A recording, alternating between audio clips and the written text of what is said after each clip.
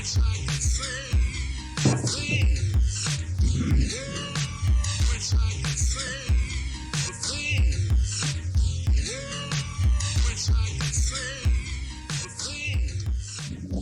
are live back on Jays and Grays. I'm Dave Hellum. I got my man Eli Hamilton in the house. What up, Eli? Hey, everybody. How y'all doing today? I hope y'all doing good because I'm doing good, too. You know what? Every time you talk, you sound like you selling insurance. But it's good to... It's good. It's good. I like to start off positive every episode. You sounded so positive, my brother. Because 30 minutes in, motherfuckers hate me. So I got like a 30-minute cushion before you're like, yo, he ain't shit. So we would be remiss if we did not introduce our special guest this week, Miss Correy Bell. Oh, hold on, you gotta. It's like you gotta bring her to the stage. Y'all done seen her tearing down stages.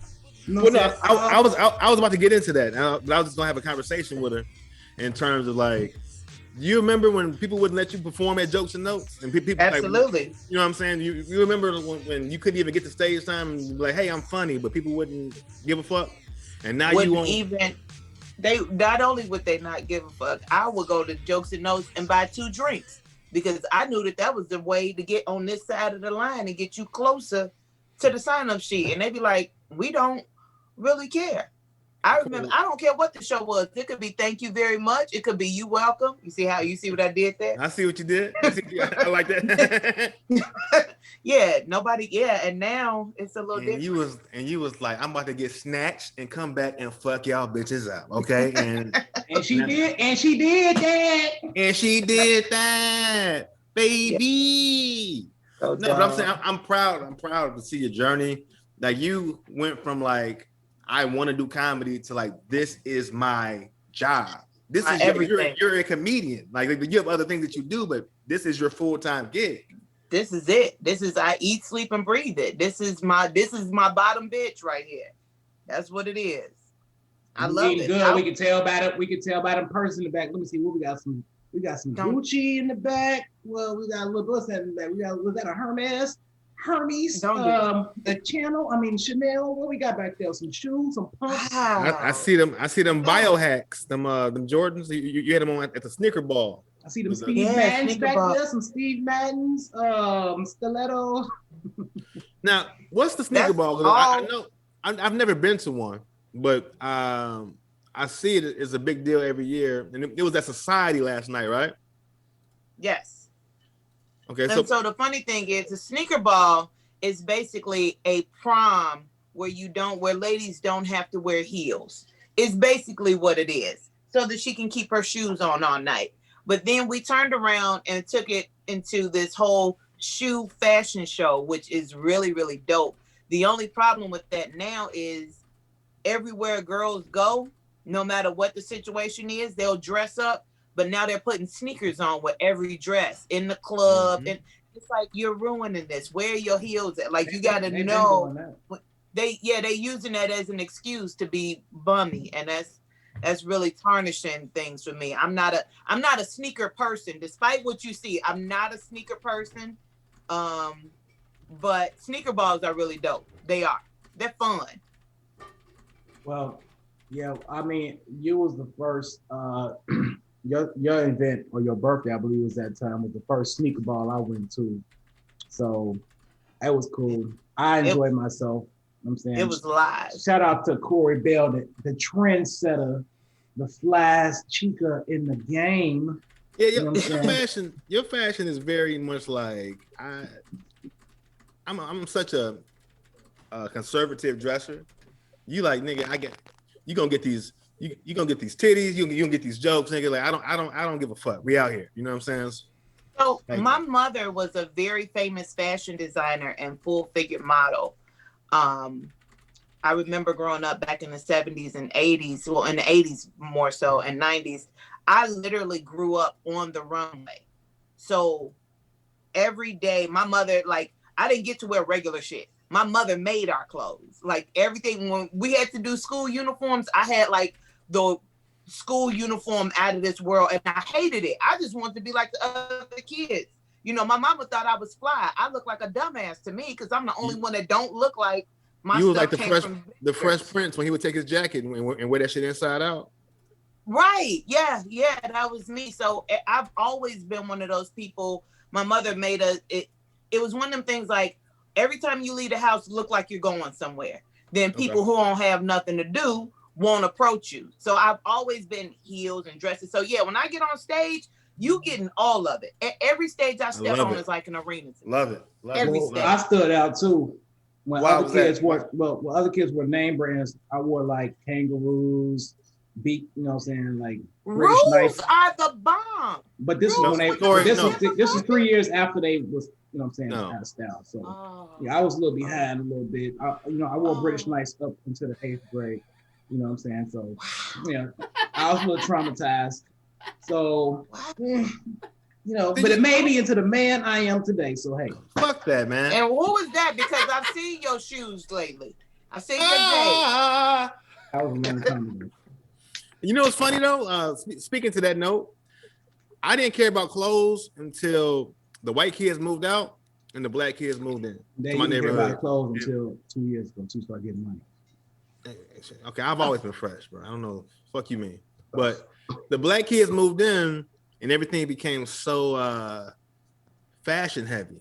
And my parents like, I'm not buying you all these Jordans and Timberlands. This is like '94 when Tim's was hot. So my parents sent me to school with these Tims, quote unquote Tims, these British Knight Tims. Yeah, MS. So instead of a tree, it was like a knight on the side of my Timberland boots. And as soon as I walked on the playground, niggas was like, it was what are those? Yeah. And like, I was crying and shit. Like, was they lugs? And nigga, they was British Knight Tims. They were British. I didn't know British Knight made Tims. No, well, or boots. Their version of Tims. Damn. I know that feeling, Dave, because my mother wouldn't buy me that shit either. It was like, oh no, you're gonna put on these patent leather pumps. You gonna put on these, you know, like everywhere was a fashion show, and I hated it. I absolutely hated it. But now I can't get away from it. I can't now, and my kids, they're completely different. My kids, no heels. Nothing. One of my kids my youngest daughter walks like a deaf deer. Like she couldn't put on a heel to save her life. Her legs, she would die. Oh, toes turned in. It's all. She wanted to wear heels for prom. I gave her a pair. I said, practice the knees. We'll get you some. She fell down the stairs, almost broke her ankle. Flats it was. I was like, I don't know whose kids these are. Because I can't even imagine it. They're both abominations, both of them. We'll talk about that one day. We got such a you froze. We got such a Transformer tonight, man. So stuff going on before we. No, I said your computer froze. You have to duck lips for like 2 seconds, like. But you good now. I'm good now. Yeah. What's going on? But we got a packed show tonight. We're going over, and it's so much to talk about because there's so much in the news that's been going on. And unfortunately, like since 2021, it's just been bad news. Like it's so much shit going on. The first thing I want to start off before we get into tonight's topic, our main event. So we had COVID, we got tested, now we got vaccinations out. Seems J&J, their vaccine Moderna, has been having some issues. I saw a couple videos where people's faces were twisted up. Oh my God. Come on, Hotep Hamilton. It's been like 7 cases out of like millions of people. Bro, why is you attacking me? I'm just reporting what the same thing you heard. I know, but it's such a small number. It shouldn't even be mentioned. I'm with you on that, Dave. Just like they said about the whole Johnson and Johnson thing. This is why you get attacked every episode. Could you come out on this? I'm just reporting the news. I didn't even give a personal opinion. I just said, hey, the people who is getting some pushback with the vaccine, Lord have mercy. So look, somebody wrote in the comments, shut the fuck up. Nobody say that shit. Oh no, they didn't. I'm sorry. I thought I saw that. Chris Bader said 1 out of 577,000 people have had Okay, you got a better chance at getting chlamydia. That's about the same percentile of people who die from COVID too. Since y'all want to get smart asses, all right? So fuck y'all. Yeah. I'm just waiting on the roast to go into the comments. Y'all be trying to set shit up. Like, I ain't about to do me tonight. I can't prepare for y'all motherfuckers. So we can get it in. Listen, first of all, I'm new here. Okay, Well, no, I ain't talking about you, Corey. You innocent. But everybody else is some of these same trolls who are here on the damn comments. I recognize y'all. Y'all ain't slick. Come here just to talk shit. They be coming for Eli's ass in the comments. Is that what it is? Okay. Like, look, y'all. As soon as I said vaccine, I just reported news, baby. I didn't say it. News said it. Okay. He was like, "This is gonna be good for tonight. I'm gonna put it on the podcast." Okay, so yeah, they came out with a half-ass vaccine. People took it. People got sick. They did a recall, but y'all don't care. So, all right, next topic then.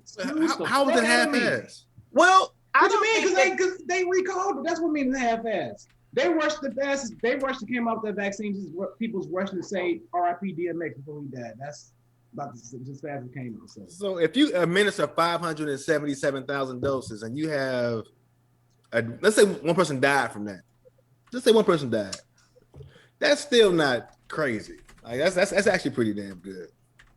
Now that one with the that was causing the blood clots. That's Moderna. No, it's not. That's like Astra. Yeah, that's not Moderna. That's the also it's two different vaccines that's fucking people up. Oh. Who said Johnson's fucking people up? It's not.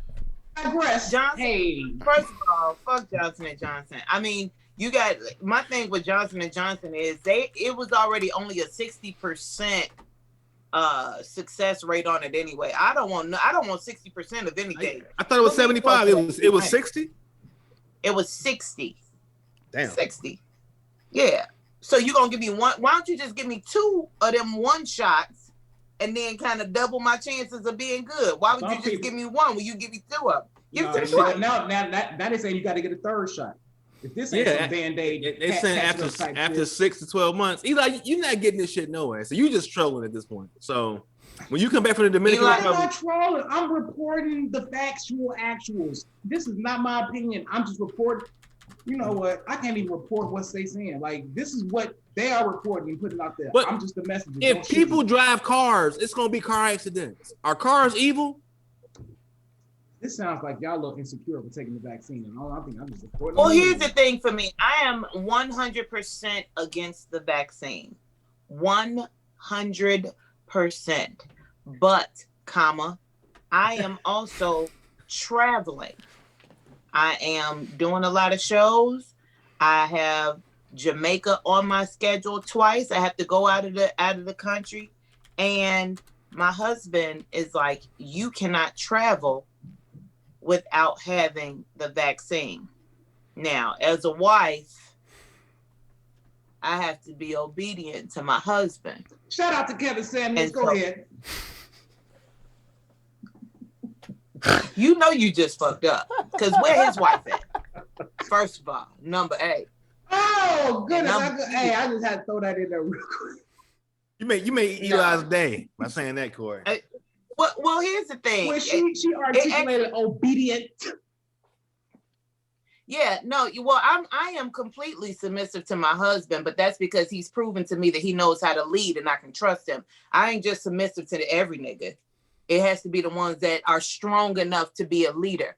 The problem is it's a lot of niggas out here following niggas. Huh? So you turn the E dot on right now. He's like, oh, finally. Hey, I'm just listening, but we're not even going down that rabbit hole. We ain't gonna go down that rabbit hole. Yeah, let's not do it. But I got the vaccine because my husband, I wanted to make sure that he was at ease. I mean, I was fine because I had been tested. I've been traveling a lot, so I get tested a lot. But because I had the virus already, I went and got the blood test to see if I had the antibodies. Mm-hmm. And my doctor was like, you are full of antibodies. You don't, you're good. So to have the antibodies and now this shot, it's like, okay, whatever. Were you one of the people that got tested and they told you had it? Or was you like one of them people like, yeah, I felt sick in January. I knew I had that shit. And I'm like, I had to get tested in September because I was having surgery. I went and got my COVID test. I was waiting on the results. That Monday came. I went and had surgery. I came home and they called and was like, don't have surgery. You have COVID. And I was like, nigga, I have infected everybody in the operating room. I have given it to, like, why would y'all wait? So I was completely asymptomatic. And then I came home from the hospital that same day. The next day, my husband was the sickest he had been in his entire life. Like literally for 6 days. He thought he wasn't going to make it, but he never went to the hospital either. It was crazy. It's a bad experience. And I feel like once you have it, it's easy to be like, oh yeah, I'm not taking that vaccine, but you don't want this shit. You don't want the vid. Dr. CB told me all I need to do is get on a plant-based diet and eat some vitamins and I'll be good. And you know what? I've been good. Shout out to Dr. CB ain't told you shit because he dead. So he ain't told you nothing. Number one. Number two. He predicted this was gonna happen 10 years ago. So are you telling me, Eli, that you are on a strict plant-based diet? Is that what you're telling me right now? On Tuesdays and Thursdays. Okay, never mind. It's plantains and black and milds. That's his diet. Protecting me from COVID and almighty, thank you so much. But either way, I'm just letting y'all know that they got a bogus vaccine out there. So it ain't bogus. Don't call it bogus. Don't call it bogus. Okay, they got a vaccine that's only 60% effective. So, you know, it's just kind of like if you go to a car dealership and like, I want a car that's only the 60% efficient. You know what I mean? Anyway, I'm not saying anything. I'm just reporting the news. Don't shoot the message. Sounds so ignorant. He does. He can't help it. It's the vaccine that they pulled off the shelf was the AstraZeneca vaccine because it was causing blood clots in Europe. So yeah, I would say that one was not an effective vaccine. But Johnson & Johnson, Moderna, Pfizer, it's just okay. Johnson got some fire-ass baby lotion. I tell them that. He got some great baby lotion. And baby powder, they fucked too. up baby powder. They fucked up baby powder, so we can't trust them. Yeah. They fucked it up. You know, gave you cancer. Yeah. See, and you can't be putting that stuff on your balls no more, man. Like they or like, right here. Or on the throat, or the breast. The cleavage. You know, because this way this how you knew girls was clean back in the day. You would see the powder train right here, because that's what we would put it after you get out the shower. You would see the powder right here. That's how you knew they was clean. I didn't know that. Or if they give you some money and it's like the bills is moist and wet. I'm like, put that money back. You ain't got the money from your purse. I don't want that old sweaty ass titty musty money. You do, but it's fine. Okay, this feels the same. I was gonna say you do. And we're joking about this stuff because honestly, it's like you said, it's so much. It's been a fucked up news week. It's been a terrible week for news. It has not been any positive news. The dude from the White Sox threw a no-hitter like yesterday. Like that's the only thing that's been positive that I've seen. Everything else has been shitty. They just shot another kid in Chicago, Adam Toledo, 13-year-old in Little Village, which is in addition to what's already going on in Minnesota. Like, I'm tired. I am fucking tired. Yeah. Like this pandemic. No, well, seriously, Corey. We don't hold on. That the Adam Toledo story. We're gonna talk about that prior to we going into the topic. But okay. But let's transition now. We're gonna get a little bit more serious right now. So today, neighborhood, a village, concern. Little village. No, not that village. Oh. That's the last topic. But a village, they say it takes a village to raise a child. In this instance, a village protected a child. We had a village of angry, concerned Black families pulled up on it was a Navy SEAL in his front yard to tell him to bring your bitch ass outside and talk that shit. Basically, that's what they said. So if y'all don't know what I'm talking about, yesterday there was a young black man walking in the neighborhood. only video I saw is once the video was on and the dude was already in his face. His wife was filming and talking shit, gassing him up. And to me, two things that happened. So we don't know. He was like, this is where you don't belong here. He's like, I live in this neighborhood. He's like, well, get on. And I just think like, dude, if you're a trained Marine or whatever he was, to kill, fight, combat, why is you picking on this scrawny ass teenager? You know what I'm saying? Because that's who they train to pick on. It ain't nothing new. Y'all saw what happened with Trayvon. Like it could have been the same exact situation, but luckily it wasn't. That's why I say I'm tired. Like I'm glad we came to this boy's defense, but I'm sick of this shit, bro. Like I'm sick of having to talk about this all the fucking time. But I think, Dave, honestly, this is exactly what we needed because this has always been happening. This is nothing new. This is business as usual.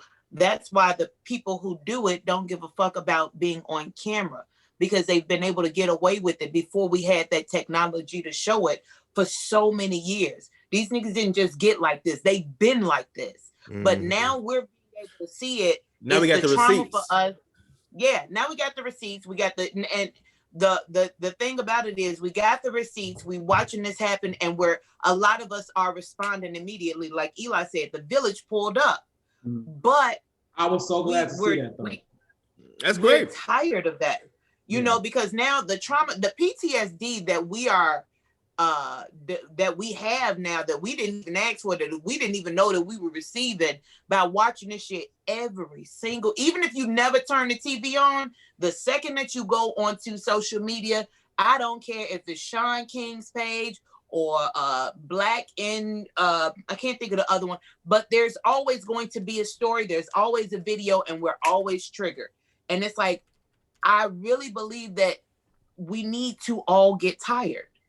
We have to get tired. As much as I love seeing that, Corey, you know what I would have liked to seen also is his dad walk up to do like not do me like that. How you know his daddy ain't dead though? Like his daddy. No, I'm saying we don't know, but I'm just saying whatever the case is, and I'm not. This is nothing negative at all. But I'm just saying like, no, I get it. If your daddy was running like he's under the assumption probably because if more fathers was there, people would think twice. But he probably assumed, he probably ain't got no daddy, no way. So he pull it with him. You know what I'm saying? Like it would have been dope if his dad walked up like, man, what the fuck is going on with my son? What the fuck was this about? And checked his ass. Like I don't give a fuck about none of your combat skills. You think that would have been different if his dad would have been there? Hell yeah, it would have been different. You know? Why? What do you mean why? I'm saying the dad doesn't make any difference. It doesn't matter. We're all inferior to him. It doesn't matter if it's the daddy. I don't know if that would have mattered. Like, but the numbers, when we pulled up in numbers, that matter. They've been calling black men boys for years. Like I see what you're saying. Like that would have been dope to teach him a lesson. I just don't know if that would have necessarily mattered to that racist white person like that. Yeah, you know? It could have. We don't know. It was the quantity that mattered. When all of them people showed up and we showed up as a collective, that's what we need to be doing every single time. That's what we need to do. But we got to stop fighting each other. We got to stop fighting each other first so that we can focus on what's important. Right now, the world is watching us. Ever since Juneteenth last year, Black Lives Matter, George Floyd, all of that, when all of that happened, the world started watching us. But we're so busy fighting with each other, we can't even tell the people that's paying attention what it is that we want as a collective, because we're so busy at each other's throat. It's like we gotta get focused and figure out what the fuck we need. That's a whole different episode. Yeah, I love to see that unity to step up for this young man. And from what I understand, he got arrested and slapped for 30 days in jail. I'm not saying the man should have went to prison for 10 years, but just teach your ass a lesson. Like, don't do that shit again. You know what I'm saying? Right. Make examples. Make examples. So the last thing in the news before we get into tonight's topic is obviously, unfortunately, we've all been noticing what's been going on, with the death of Dante Wright from Minnesota, as well as the death here locally in Chicago, where me and Corey and James is at, with the death in the shooting of 13-year-old Adam Toledo. So the video was released today. People watching the video was pissed off. I'm never happy or never appeased at any time where a young kid gets murdered, period, whether it's police, another kid or whatnot. But in this case, it was a little amplified, especially once we saw the video. Their people are angry, and the thing that triggered people is because even when the man had his hands up, the boy, let me be specific and emphasize that, the boy, the 13-year-old boy, had his hands up, they still shot him. It's a problem. This is a big problem, and it's not getting any better. And we just had a whole international unification last year with the killing of George Floyd, and how many people have been murdered by the police since George Floyd of March of last year. Now we have today a 13-year-old dude. 13-year-old boy who gets murdered. And it was reported that he had a firearm that either that was on him or he had tossed, but that's kind of irrelevant at this point, because the same situation where with Dante Wright, when they were like tussling with the cops, like, why don't they let these people just go? Like, you will catch them later. Like you don't have to shoot them in that moment. Like, there has to be a level of being able to just deal with the situation without that fear, because there is a level of fear, like, oh, he's going to shoot me. If I don't shoot him, he's going to shoot me. I'm like, let that nigga go. Catch him later. Like, for real. Because you will. You know where he lives, especially in the Dante Wright situation, because he was unarmed. You knew it was a misdemeanor stop. It was a misdemeanor warrant. You knew where he lived. You knew where the car was. Like, there was absolutely no reason for there to be a gun or a taser. Either one. Neither one of them. He should have been able. When he started tussling or all of that, let him go, because you're going to catch him. With Adam Toledo, I read on a website that he was with a 21-year-old. Yeah, 21-year-old was shot like 7-8 shots in the alley, and he basically gave the gun to the boy. He tossed him the gun, and was like, It was like the setup. I'm like, this is fucked up on two different levels, not from just the police, but your man.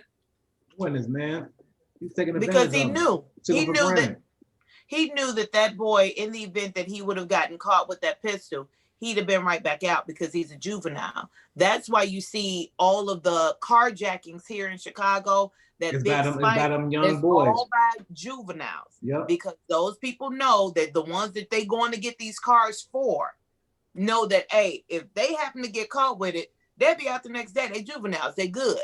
I never even thought about that. Yeah. So they're sending them to get the cars and bringing them back, and they doing whatever it is that they, that they're doing with them. And I probably giving them a couple $1,000 or not even that much. Yeah, a couple $100, and you got to understand that they're doing that shit for the thrill. You know what I'm saying? 14, 15, driving around, joyriding, because they're not just getting ready. They know exactly what kind of cars they're targeting. They're looking for the SRTs. They're looking for the Challengers. They look like they're looking for the Jeeps. This not funny. But it reminded me of that story of that. Remember that little kid back in the day who, like, he would steal his grandmama car, and he was like, I like to do hood rat things with my friends. Yeah, I remember that. They put him on the boondocks. Yep. So that's kind of what happened. And when you watch all of the videos with all of the different angles, because they had one angle from the high school where you saw him run and toss the gun, turn, and put his hands up. Whether he tossed the gun or not, the fact of the matter is he stopped and turned with his hands up. Yeah. That's the point to me. Did he have a gun? Absolutely. We all saw him with the gun. You see, you hear it. But at the time, once he was in their sights, hey, I surrender. I'm 13. I don't even have a chance to learn my lesson. You took that away from me. They didn't know how old he was. It doesn't matter. It don't matter if he was 13 or 33. Why the fuck is you shooting somebody and killing them when he got his fucking hands up? There's no more threat at this point. I'm going to tell you why it matters, Eli, is because that's the first thing that everybody says when they're bringing up this case. They shot a little boy. They shot a 13-year-old boy. That was the point that they were making.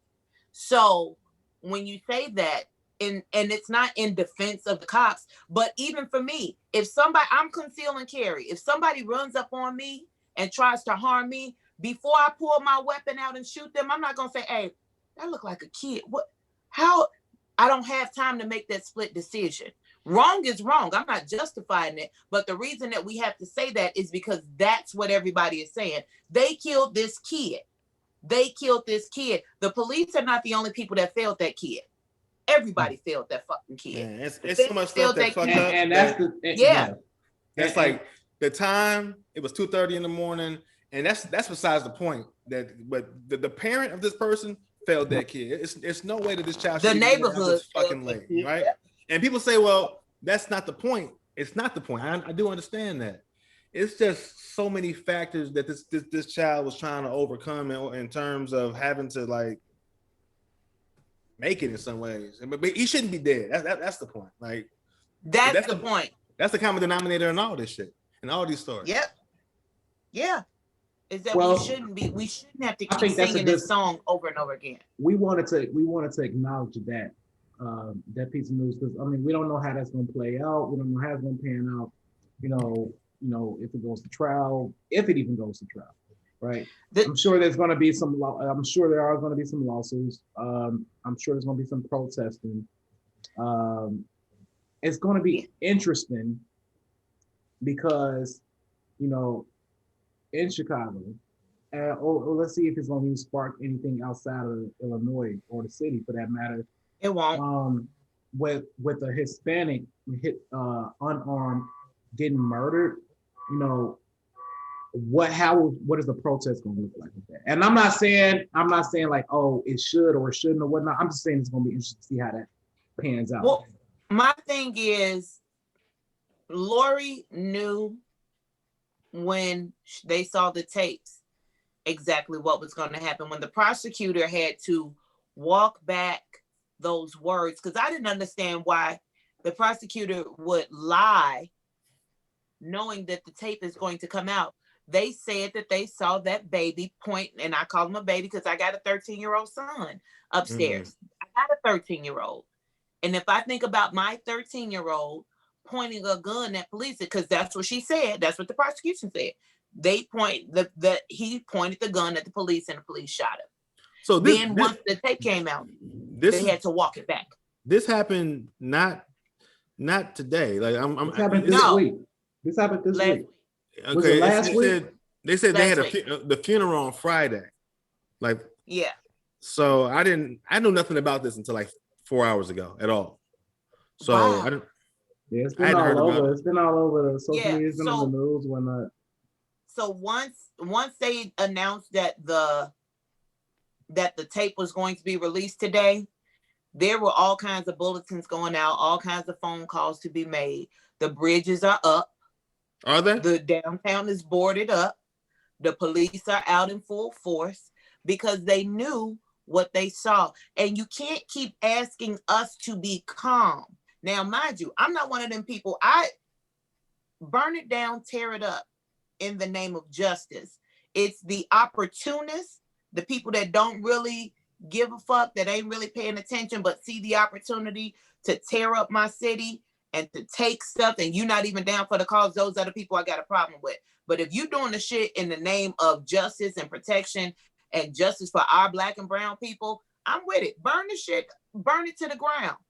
Burn it to the ground, but not niggas that you downtown, it's 500 people downtown protesting and doing all of that, and then it's 20 niggas on 87th Street tearing up DTLR so that they can get all the free Jordans. Like that I got a problem with. You know what I'm saying? They own neighborhood. Your own shit. Yeah. Your own shit. Yeah. So, but again, that's another show. That's Correy, so let's look at it from an alternative angle, right? Okay. So a lot of people, and I think it's responsible to try, not to try. I think it's responsible to lay some of the blame on the parents. Why is your 13-year-old outside at 2:30 in the morning to begin with? No. Now, and this is the second time that he had run away, I guess, in that, or had been out the house in that week or something. You know, right. If you listen to the mother. So this wasn't like, this is usual for him to sneak out and get out and, you know, that kind of thing. So, okay. So you live out in the suburbs, right? Yep. I'm in the city. So do you see more, and this now we're getting ready to transition to tonight's topic in terms of like parenting today versus yesterday, right? And in the city, you know, it's not uncommon to see kids out walking around late as hell, 12, 1, 2, 3 in the morning. You know what I'm saying? Do you see that out in the burbs? Absolutely not. You're not going to see that. Why do you think you're not going to see that? Because the city in the suburbs, every community is a city. Matson is a small community. Hazel Crest is a small community. So Park Forest is a community, and it depends on where you live. Now, you won't see it at Matson, but you may see it in Park Forest. I'm about to say the hood is, and I said the hood. I mean, you're gonna see it. You're gonna see it in Harvey. is moving to the suburbs, and the white folks that were in those suburbs are moving back to the city now. So now it's back like and I don't mean to say white folks like they live a more pure life in those shit like that. Upper middle class, because that's us too. Yeah, that's us too. You know, that transition is happening. That's why they're now talking. The people with money are moving back to the city. I'm moving back to the city or moving farther out. That's why they've gone ahead and greenlit the whole extending the red line farther south. So you know what? Let's look at it like this, right?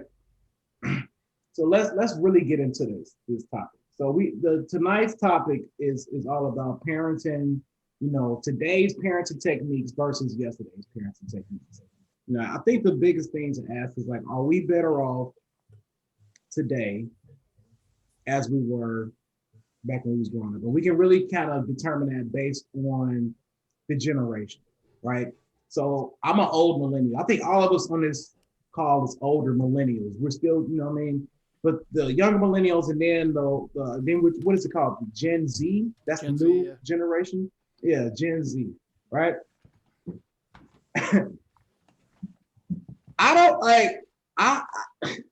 I never really, you know, I didn't talk shit to adults.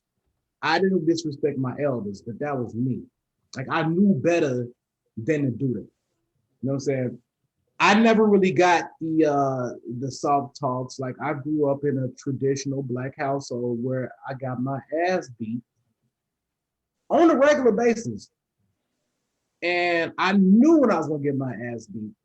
But again, like, I think it shaped a lot of my morals. Like, you know, there was a talk before I asked with it. It didn't just, I came through the door, whoosh, I'm getting fucked up. As soon as I walked through the door, like, I knew, like, yo, let me holler at you. There was some interrogation, you know what I'm saying? And after it was determined that I was on bullshit, I commenced to get my ass got your ass whooped. You know what I'm saying? And during the ass whooping, I was still getting taught a lesson. Didn't I tell you not to, don't do that? Woo, woo, woo. You just gonna do what you want to, huh? Woo, woo. Then after the ass whooping, man, get your ass out of here. And it still wasn't done because it was a punishment following after the ass whooping. You know what I'm saying? And after that, they told your mama told everybody. So everybody that came over or everybody that saw you brought up the reason why you got that ass whooping. So the humiliation was there with it. Right. That's why I like that's why I like some of the older friends. Where did that get us as a people? Like we didn't overcome stuff and be like, okay, now that we have fear and now that we know that if we do this, we're gonna get beat, we learned how to like take that and do stuff in a more positive light. Like, Are you saying that people not getting beat no more? I think they're still getting beat. You know what? No, they're not getting ass whoopings. Kids are not getting ass whoopings that comes along with lessons. When I was growing up, every ass whooping, like Eli said, came with a lesson. And most of the time, 99% of the time, you knew that ass whooping was coming because you knew when I spanked my children, it wasn't to hurt them. It was to get their attention. Did you grow up in a two-parent household? No, I didn't. Okay. I didn't, but my children did. Okay. But like if I tell my daughter who's younger that the stove is hot, don't touch it, and I tell her 2 or 3 times and she's still touching it, now I have to pop you because I need you to understand what I'm saying. I need to get your attention. You know, so it wasn't a whooping to leave a mark. It was, hey, you're not listening to me. Let me potentially save you from what's worse than what you're getting right now. Now, when they're older, like now I got a 13-year-old, or let's just say he was 10, and you already know the rules. Because this is nothing new. We're not just coming out of the blue with an ass whooping. My kids, none of their ass whoopings were prorated. They got them when they were supposed to get them, you know. But if my kids got fucked up, because I fucked my kids up, you have to remember, I was a teenage mother. I had my first daughter at 16, and then I had another one at 18. So we all kind of grew up together. They were experiment kids. Okay. It wasn't until I had these boys that I was like, all right, I might be on to something. I might be able to do this shit right this time. All right, but so, I'm sorry. Go ahead. No, go ahead. So one of our friends sent me something in the message when she knew we was gonna do this show, and she said that she's all for gentle parenting. So I'm looking at this.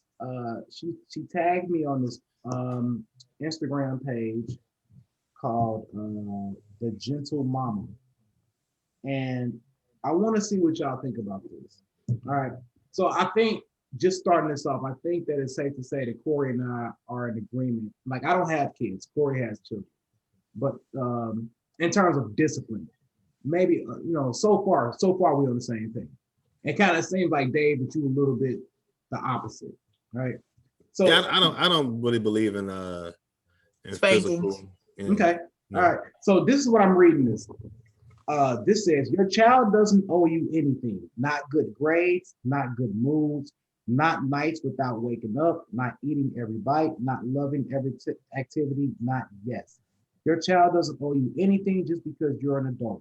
Sit with this for as long as you need. What are y'all thoughts on that? You're a goddamn fool if you believe that. That kid owed me every goddamn thing. Well, let me be a little serious for a moment. My daughter said to me one day, you should just let me live my life and make my own decisions. Even if they're bad decisions, I should be able to make those myself because I can think for myself. She was 13 years old. After she woke up from that swollen eye for saying it at a volume that I didn't really fucking appreciate, because she was kind of in my face, I had to explain to her that every decision that you make right now, I'm also responsible for. Every decision that you make, I also have to be held accountable for. So we are in partnership right now. We're a team. I absolutely allowed my daughters to be independent thinkers.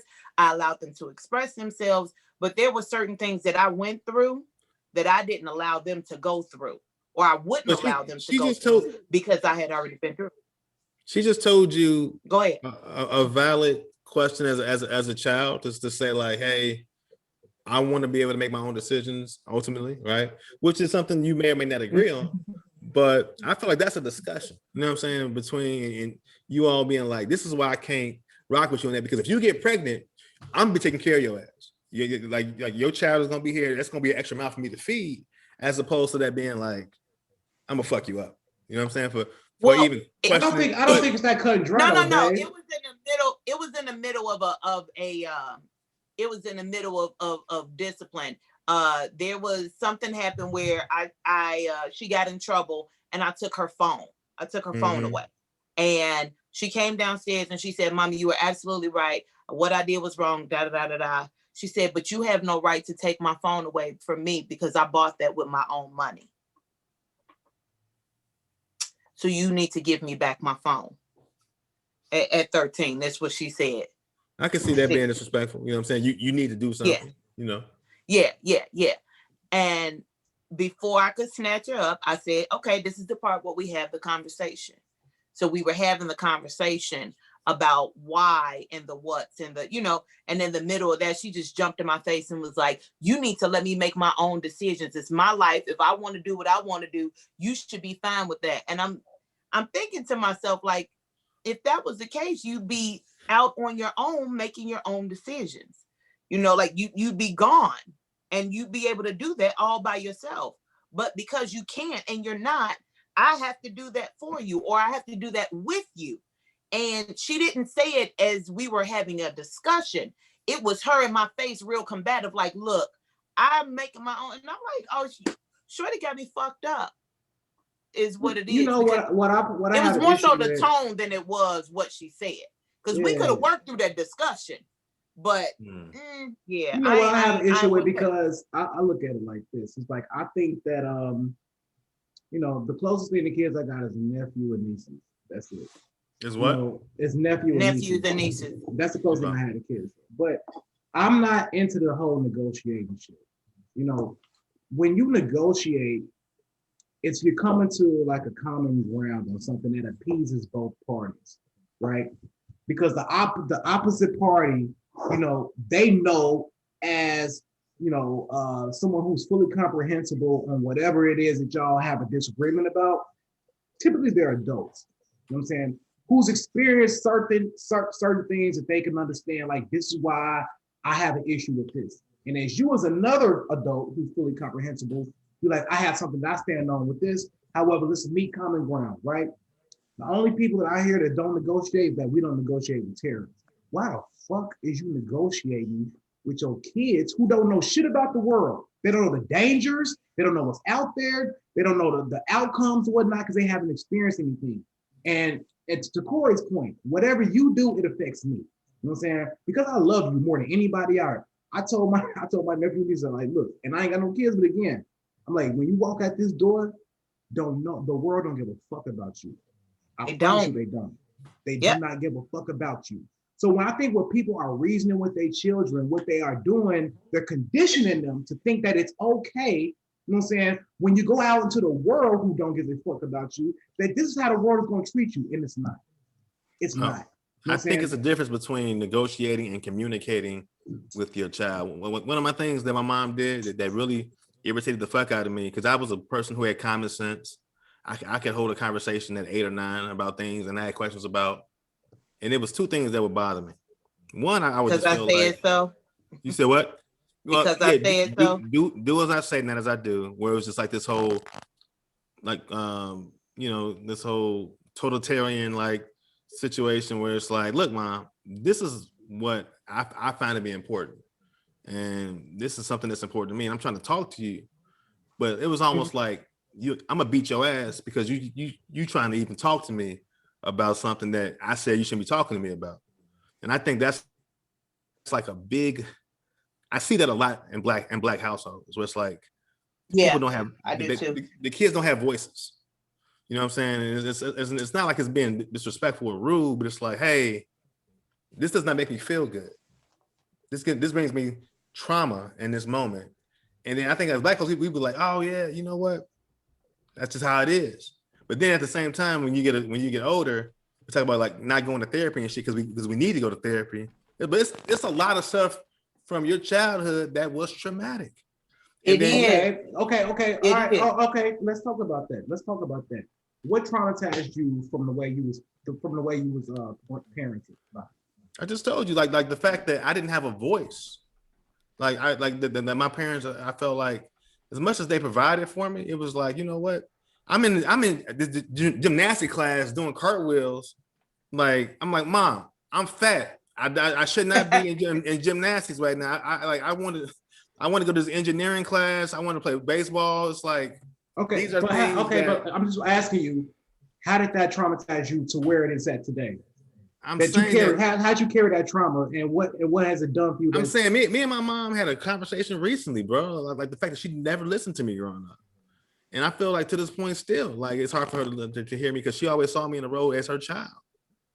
Right? Okay, but I'm just asking because like trauma is no. That look, nigga, you don't got to be paralyzed or get shot to go through trauma. Trauma can be. I'm saying okay, so we can agree that trauma has two different meanings. Then. No, it doesn't. Because you said the word trauma. It's just different levels. There's different levels. All right, so I'm trying to understand for myself. I'm not trying to like debate you. I'm just saying like, how did that affect you to the point where you carried that to you into an adult? Because it made me feel ill. It made me feel ill towards my mom in some way, okay. Bro. Like it made me carry resentment toward this woman. You know what I'm saying? As opposed to being a situation where we can both just love each other more. It was like, you know, like I had to get over that shit. And I had like, that was something that like, she was almost offended that I felt that way. And I think that a lot of times with Black parents, it's like, it's this thing where it's like, oh, you gonna respect me. And it's like, I'm gonna respect you, but I don't really respect you. It's like, dude, my son said what? To me, like, I'm gonna respect you because I have to, because I live with you, my mama, but just know I don't really like your ass, basically. Because I know people feel like that around their parents, man. I mean, yo. And a lot of that shit you carry over to your children. Yeah, there was a lot of things that I was doing to my children. Like my son one day said to me, and we were just kind of joking. I knew he was serious. And I don't know what I said to him, but he was like, I'm not scared of you. And I was like, how dare you not be afraid of me? Like, how dare you? He was like, Mom, I'm bigger than you. You know, and he's this big 16-year-old. He's towering. He's like 6'1" with this deep voice. And I was like, I'm going to beat your ass. He was like, Mom, you would have to catch me first. Now I'm fuming. He laughing because it's a joke to him. Because do you want your child to fear you? I do. I do. Not fear to a point where there's a level of respect. There's a level of respect. I feel like we can have one without the other, or at least have. I feel like the respect level should be more than the fear part. But I feel like in the Black household, absolutely. I feel like there's that Kendrick Lamar song. It's probably one of my favorite songs on Damn, called "Fear." And every line is this Kendrick is rapping as a black mom, and every line he says, "I beat your ass if somebody steps on your new Jordans. I beat your ass if you get beat up at school. I beat your ass if your grades slip." But everything that this child is doing, the mom's saying, "I will beat your ass." And I'm saying that mentality is like, it ain't getting us further in terms of like the marathon of life, in terms of like competing with other races and doing shit like that. Like I feel like it's not boosting the culture. We got to do something different. While I would agree with you on that, here's one of the things about my children, especially my boys.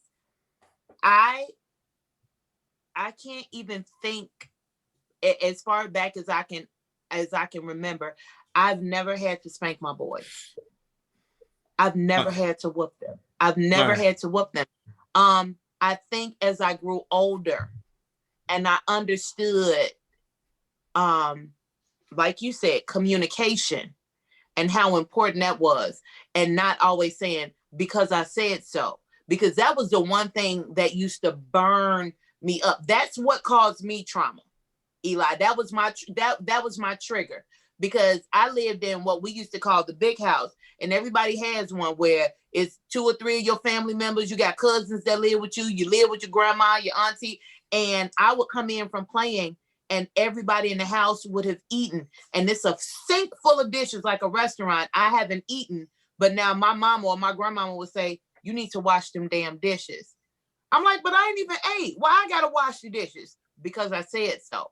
I never wanted to have that. That right there is a trigger for me. So I've always made sure to go out of my way to communicate and talk and explain. Even when my kids were in trouble, I had, like, my daughters were really big on why they couldn't spend the night at other girls' houses.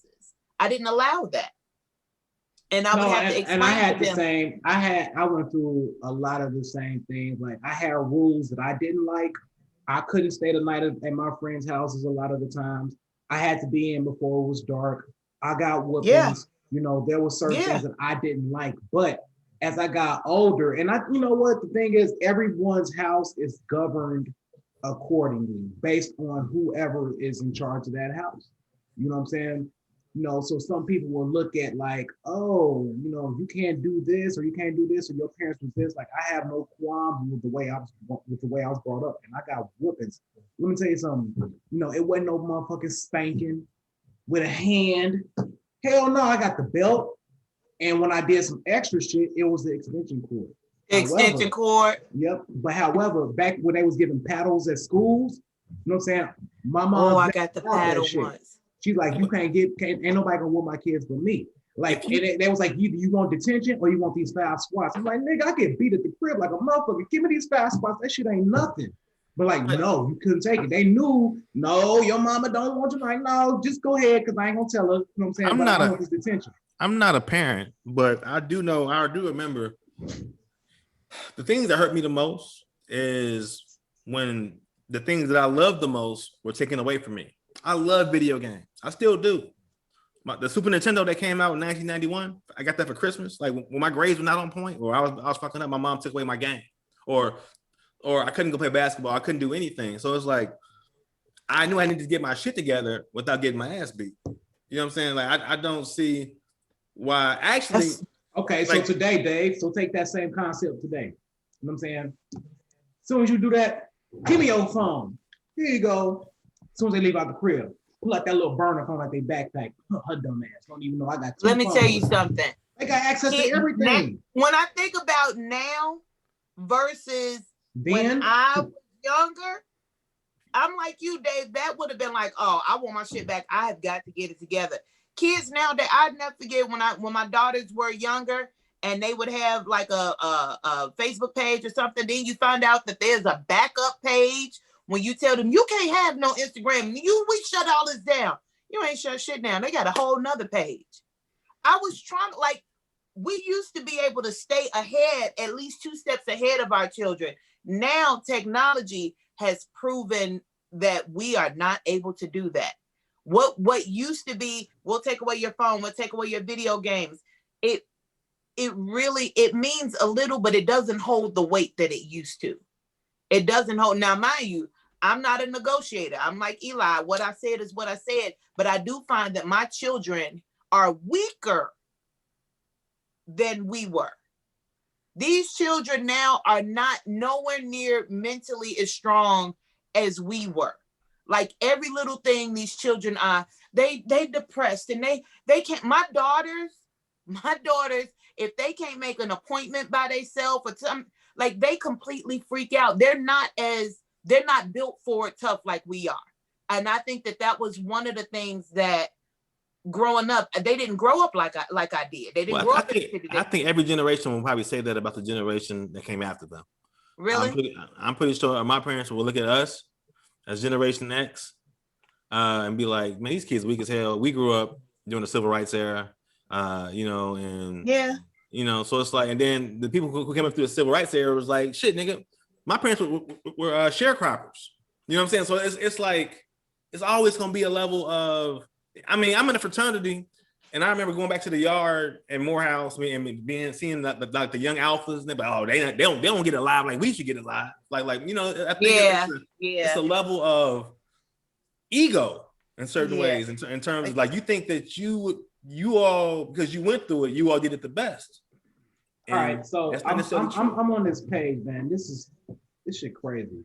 All right, so this is I'm looking through some of these posts. This is something else, right? This is regards around sex. So it says, what I tell my kids to resist sexual shame and purity culture. Sex feels good. Sexual desires are normal and nothing to be ashamed about. Self-pleasuring is a great way to discover what you like. It's okay to be curious and ask questions. Don't let anyone disrespect your boundaries. Don't disrespect others' boundaries. You can talk to us about anything. I can't hear you. Did you hear the last part? I know. I'm just saying, like, you kind of talking kind of soft. All right, and then it goes into the explanation about my parents exempted me from sex education, so while other kids were learning about anatomically correct names for genitalia, exploring different types of birth control, and looking at graphic pictures of STDs, I was sitting on the classroom working on my math homework. So basically, it's like talked about your kids, and I guess there's nothing wrong with that. I guess that's what's considered the birds and the bees talk. I'm gonna say if your daddy did that to you and was like, hey man, every once in a while I jack off. You be like, okay, that's weird, but I'm like thank you, pops. You know, jagging off was considered like a no until I was like in high school. I know, but why? Shit. But here's the thing: like you're more conservative. But I'm saying why are all of these? That wasn't even a household thing. You know what I'm saying? My folks roast you. Oh, you jack off. Ooh, like yeah, that wasn't something we just openly talked about. We just in a more sexually explicit generation where. Yeah. You a weirdo.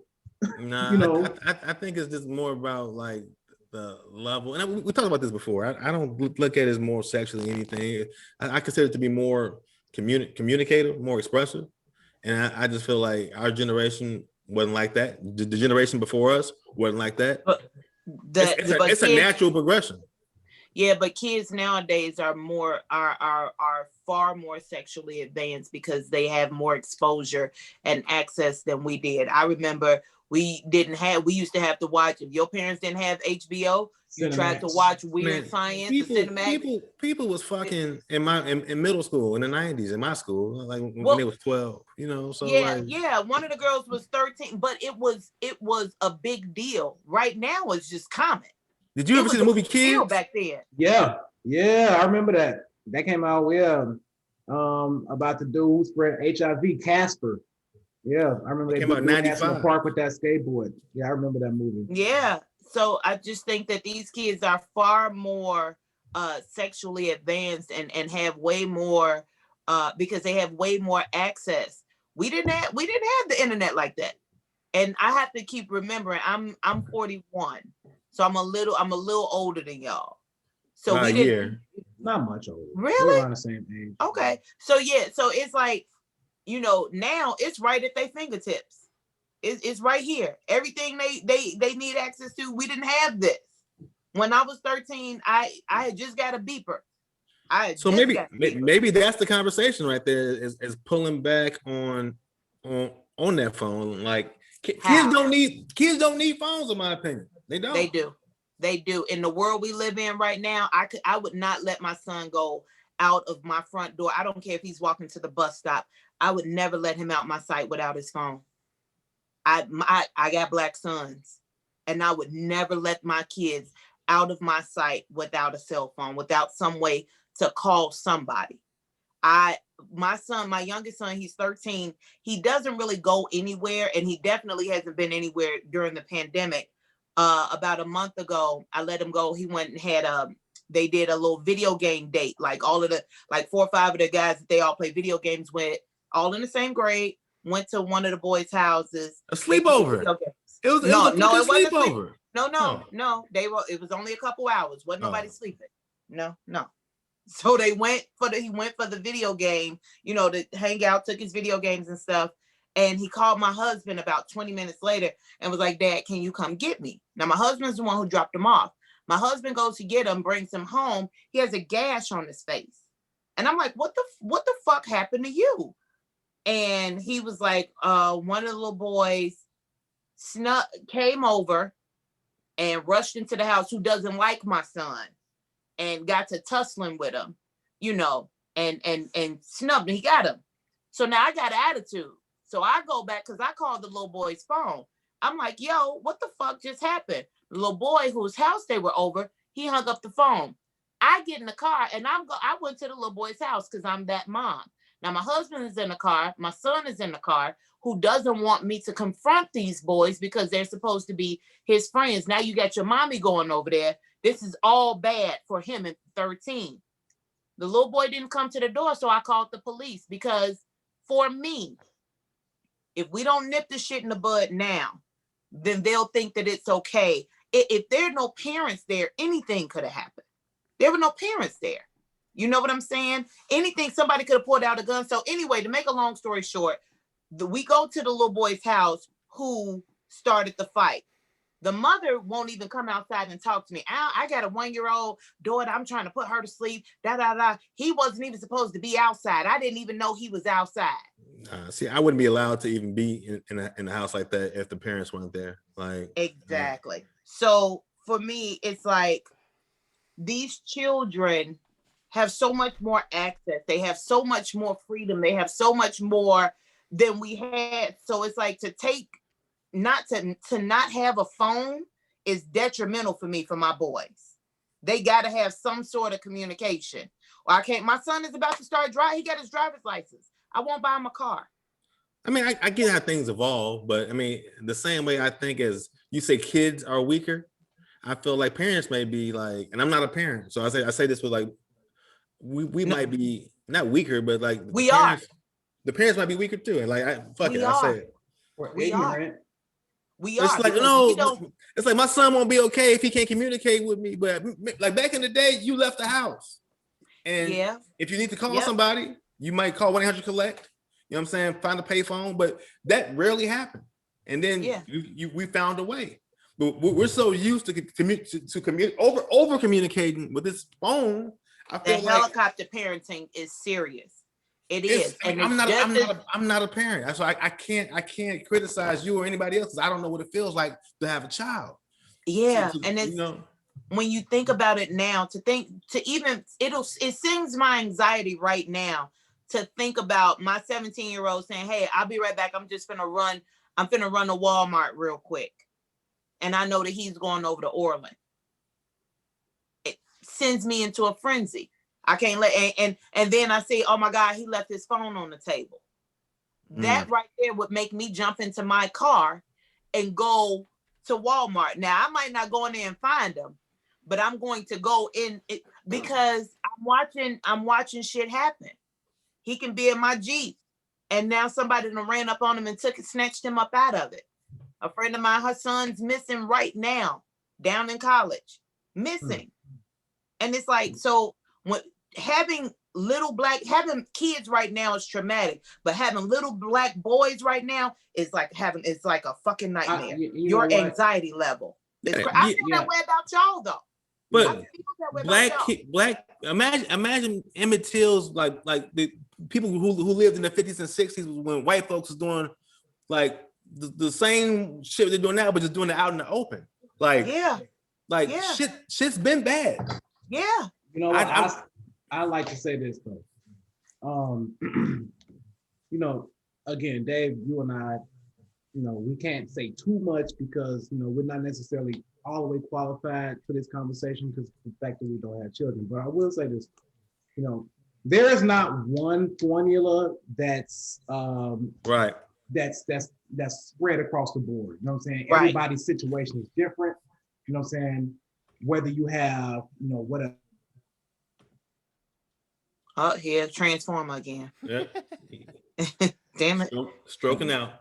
As a parent, whether you as a parent, whether you got a position of a respectful position where people know who you are, it's all different. So it's not going to be just one formula that's for everybody. But one thing that remains true, that if you cannot raise young black boys, to Corey's point, the same way that you could raise young white boys. Or young white you girls. Can't raise young black girls the same way that you raise young black boys. Everybody, it depends. It's your way. It's your way. It's what you feel comfortable with. Only thing I know is that, is that I just think there's no way, correct way of saying you got to do it like this. Like you ain't got to do shit. You know your children. But you got to find. I was bad as fuck growing up. I didn't respond. I wouldn't have responded. I can tell you right now. I wouldn't have responded or gave the level of respect to go to your room. You can't do this because blah, blah, blah. I'm like, man, if that's the only thing I'm going to get, that ain't shit. Nigga, I'm going to finesse myself. Because I'm just saying, I know me. I would have finessed myself out of the situation. I was bad as hell growing up, bro. So even if your parents were together, right? So like. Up until 13, yeah. Up until I was, yeah. So if your dad said, son, go to your room. I would have went to my room and whatever, and like, man, it's cool. I got away with this. That was fun. All I gotta do is go to my room, Because if I know that look, here's one thing, that when you get to a certain age, you do start to recognize like what are the consequences of what I'm about to do. You do have some type of cognizance of what you're about to do. If all I know the worst is gonna happen, you know what I'm saying? I'll tell you a quick story because I know we gotta wrap up pretty soon. You know, when I was 17, I think I was 16, but my friend, it was prom going on in at a different school. And one of my friends, he was a little bit older, came and picked me up. And I'm like, you know what? I'm gonna suffer the consequences because I said the worst is gonna happen is that I'm going to basically probably just get on punishment for a week or two. And I went and got drunk. I knew he was about to get drunk. I knew I was gonna stay out late as hell. I didn't. You were 16? I was like maybe 17, 16 or 17, something like that. I was too young. I was underage. But the fact is, when I came to the crib, and I didn't have a cell phone back then. So my mom's like, what the fuck is going on? Where my son at? When I came in, she called me downstairs. I couldn't even stand up talking to her. I was slipping because I was drunk as hell. Middle of that, I threw up all over my bed. I got put on punishment for like a month, actually. But I didn't even care because she worked second shift. So from 2 p.m. to 11 p.m., I got whatever I want to do. You know what I'm saying? Still. But what if, by me thinking that, what if I was out drinking and the person I was with drinking, because he's still young as hell, 18, 19, whatever, we would have got a car accident, drunk driving, and I could have got killed or paralyzed. Yep. You know what I'm saying? What if anything could have happened? What if we would have made a dumb mistake? And like the racial tension back in the 90s, that's when I was like at that age, is not as severe as it is right now. You know what I'm saying? And we got pulled off. We talking records to the police, thinking that bro, police tension is way higher today than it was in the 90s. You know How? I don't think that it was. I just think the that LA it's riots. Exposed. No, it's just more exposed. Okay, whatever, it's getting televised, whatever you want to look at it. The Rodney King beatings? Just follow what I'm saying. You know what I'm saying? Okay. But I knew that, you know what I'm saying, like that there are certain things I cannot do. You know what I mean? So if your parents is giving you what they call a gentle parenting, you know what I'm saying? And you looking at like, this is the worst that's gonna happen, I'm going all out. If I know, like, man, if I do this shit, I know I'm gonna get fucked up when I get to the crib, man. I might think twice. You know what I'm saying? It's different for different households. Because I know if it's coming from a place of love or it's coming from a place of abuse. You can recognize that. My parents didn't abuse me. Matter of fact, my mom was an enforcer in the crib. It wasn't even my dad. That's me. It was my mom. That's me. I legit was scared of my mama up till I was about 14, 15. Now, my mama tried to whoop me when I was 17, and I left the crib for like a week. I was pissed at that point. Like, Mom, I'm too grown to be whooped. Like, I feel you. You know what I'm saying? But yeah, you do get to a point like, at a certain age, like my son's 16, I'm not gonna pull out a belt and whoop his ass like that. That's not gonna happen. But there is no worse feeling than expecting your child to be somewhere and they're not. That is the worst. And it's even worse when your children are grown. You think that there is an end. There's no end. I thought it was the end when my daughter turned 21 and then she graduated from college. Then she came home for 2 weeks, got her stuff and moved to LA. And it was like, all right, I'm in LA. I'm doing this. My other daughter decided that she wanted to date a rapper, moved out. And that's when you really start worrying because that's when you don't have any control. You don't have any control. I worry more about them than the boys that are in my home because I can see them. I still got to get my hands on them. But my daughters are gone. So my parenting for them, I've had to roll it all the way back. Because now I need to know where you at, what you doing. Are you drinking? Are you with somebody? Like my anxiety for them is parenting never ends, ever. It never ends, no matter how old. You're going to always be a parent. They're going to always need you. Always. If my mama was still here, I would still need my mama. I still need her right now.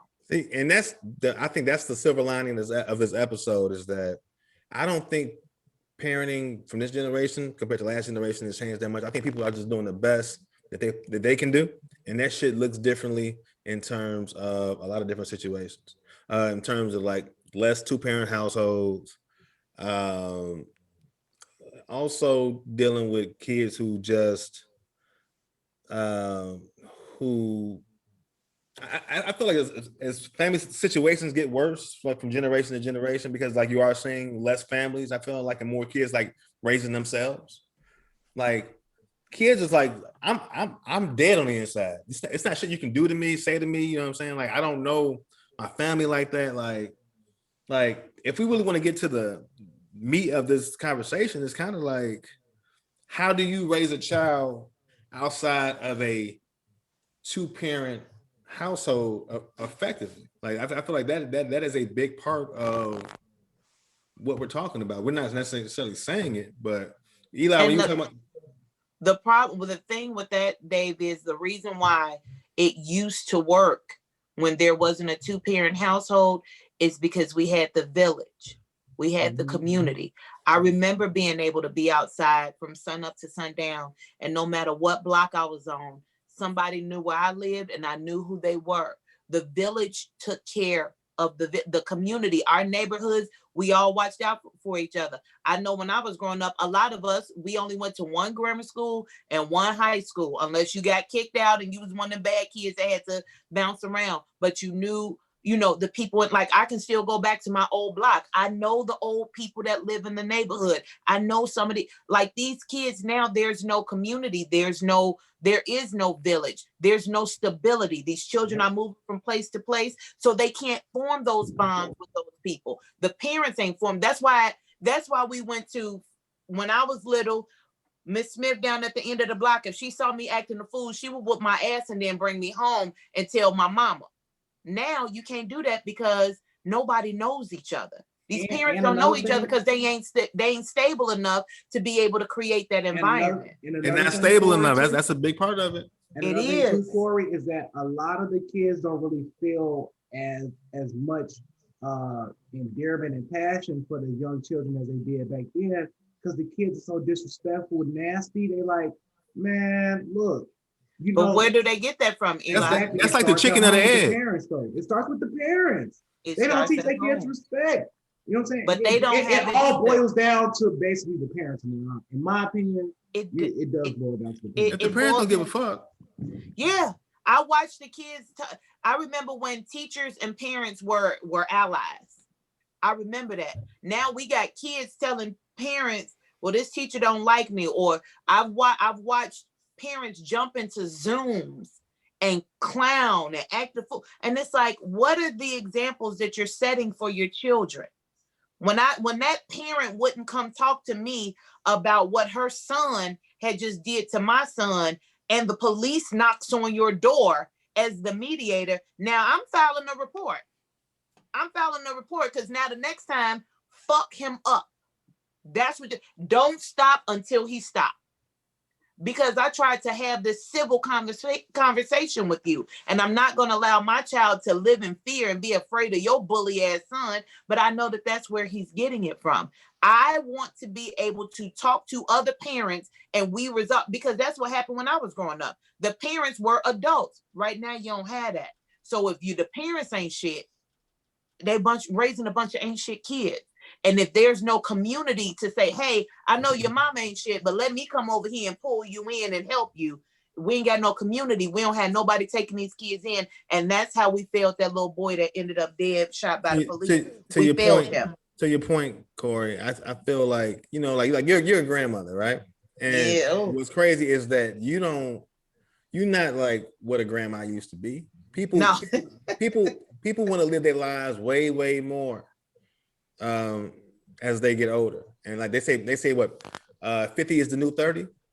Like people ain't got time to be raising other people's kids. They want to go out, they trying to get dick. They got dating apps called like what's it called, like old pussy, like it's it's called our time. Our time.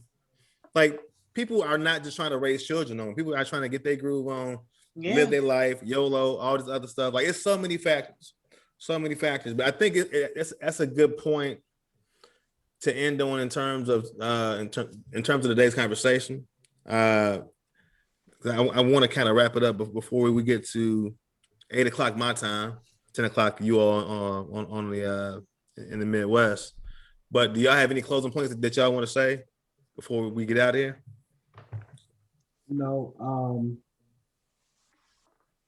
coming from somebody who, I grew up in a, like I said, traditional household, and I got whoopings on a regular basis to the point where my mom took me to a psychologist. I had to look at them splash pains just to see I wasn't gonna be no serial killer. That's how bad I was. I was bad at serial killer. You still bad. You know what I'm saying? But I just know that shit potentially saved my life. You know what I'm saying? And you know, I know that I was cooked up to the point, and I grew up strict with strict rules. And I was still bad. And I know there was one time where I got live at school, and I got loud with the principal. The principal called my mom and said, "Come get him. You better come get him before we get him." You know what I'm saying? And I was in fifth grade. You know what I'm saying? Fifth grade. I still remember that to this day. You know what I'm saying? What that means is that if you're not disciplining your children, you know, you can explain me whatever, but if you only know your kids. So what I'm just saying is like what even Corey and I share, like we echo the same sentiments in some regards, right? And in terms of traditional upbringing of your children, I'm just saying, like, man, some of that shit could save your life, though. You know what I mean? Some of these traffic stops and stuff that I'll be seeing on Facebook or whatnot, even when the kids don't get killed, they be young, they still be talking reckless to the police because they feel like they can do that. Because, like, you know, mom and dad said I should express myself. Yeah, home. Nah, that's not what they're breaking into the. That's not what they're breaking into the Apple store. What I'm saying is this: like, I'm not saying, look, you have to. It's not a formula, Dave. It's not across the board. But some shit you got to do to help your kids survive. You know what I'm saying? So I'm just like, in my closing point, I'm all for traditional parenting.